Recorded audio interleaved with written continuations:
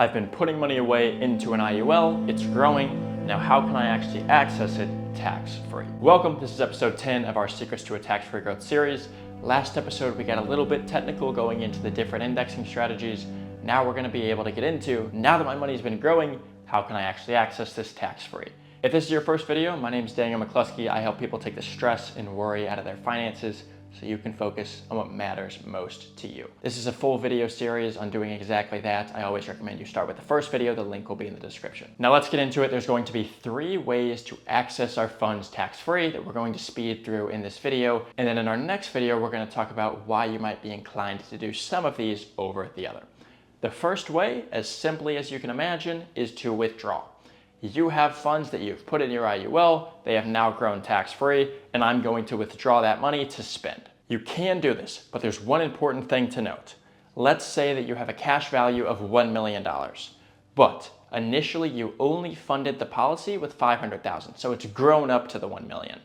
When you are withdrawing, you can only withdraw up to what you put in, taxed first in, first out. So since that money was post-tax dollars that you put in, the money grew to $1 million, you can only withdraw up to $500,000 tax-free. If you withdraw the full $1 million, you're gonna pay taxes on the other $500,000. So you can withdraw only what you put in tax-free. So if you're wondering, I've been watching this whole series and I can only withdraw what I actually put in tax-free, but the rest of it's gonna be taxed. I didn't think that's how this worked. Don't worry, the other 2 ways are going to be how you can actually access the money completely tax-free. Those are through policy loans. There's 2 types of them. The first type are called fixed, or sometimes referred to as zero wash loans. What these are is, let's say you had the $1 million in cash value and you wanted to access $50,000. You say to the insurance company, I want to access this $50,000. I want to take a fixed loan. I want that loan rate to be, let's say it's 3%. So the insurance company is going to charge you 3% on that loan. But the same time that they're charging you the 3%, they're going to take that same $50,000 that you've already taken out and gone and spent and put it into a fixed account that's gaining 3%. So even though you've pulled the money out and you have a loan that's gaining 3% interest, it's also gaining 3% interest in your favor over here. In other words, it's a zero wash. All of the interest that you're going to gain on that loan is also going to be credited to you. So essentially, you don't really have to worry about the interest in that case. Now, one thing, and the reason why sometimes people will just call them a fixed loan instead of a zero wash loan, is because in the early policy years for certain companies, they might offer you, hey, we're going to still loan you at 3%, but the money that we put that in an account in is only going to be a fixed rate of 2.5%.